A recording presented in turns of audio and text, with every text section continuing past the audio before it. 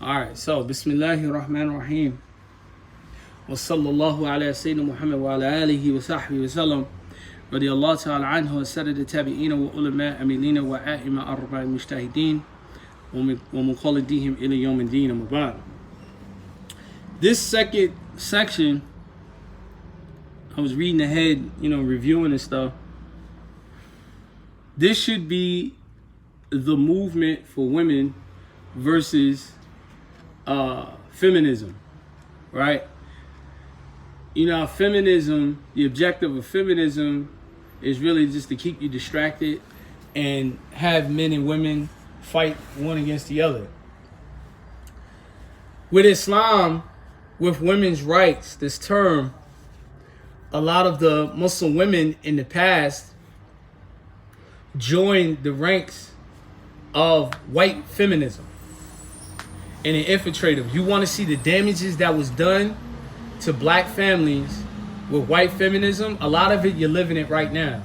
If you got a woman talking about she's independent, she's influenced by feminism, right? Because ultimately, she wants to be independent from who? From men. Why? So I don't have to be a slave and relying on that man. See, she's not like the wives of the Shehu or Khadija radiallahu ta'ala anha or any of the wives of the Prophet sallallahu alaihi wasallam. I mention Khadija because a lot of people always often mentions Khadija. Men mentions her because, she empowered the Prophet sallallahu alaihi wasallam with business. But one of the things that and women usually mention Khadija because they were in a monogamous relationship. Okay? Now, one of the things that people forget is the character of Khadija, right? And her character wasn't the reason why. And this is where I begin to, it makes my soul cringe, where people say, well, Khadija was like that because she was the only wife. Na'udhu billah. A person that is a person of sadaqah or a charitable person, they have no other objective other than being pleasing to pleasing Allah subhanahu wa ta'ala. So to say this, it bothers me, and it goes against the true nature. This is why we don't benefit from Islam the same way the Sahabas do, because we have other agendas. Okay?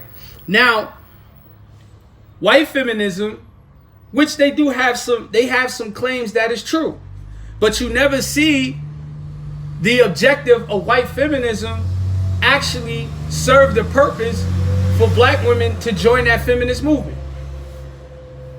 Feminism leads to lesbianism. Most feminists are lesbians. That's number one. Number two, you just walk around and be a bunch of angry women. You just walk around and be a bunch of angry women and men that are displeased and unsatisfied. Is there a problem with economics in the black communities? Absolutely. Right? But one thing that you have to understand, some of this stuff is systematic, especially if a person does not have the mind state to work himself outside of the economical crutch that's being held. How do you get out of the economical crutch? By two ways. Either one, you make yourself a candidate where you're where they can't turn you away. You have such a skill set that they can't turn you away. Right?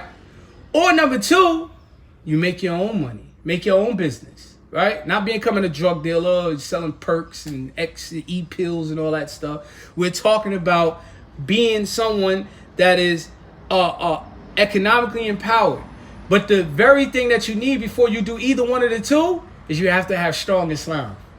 Because without a strong connection to Allah Ta'ala, your thing will fall. Right? How will it fall? What if Allah Ta'ala doesn't bless you where you make a lot of money in your business, but you make enough to sustain you and your families? How about that?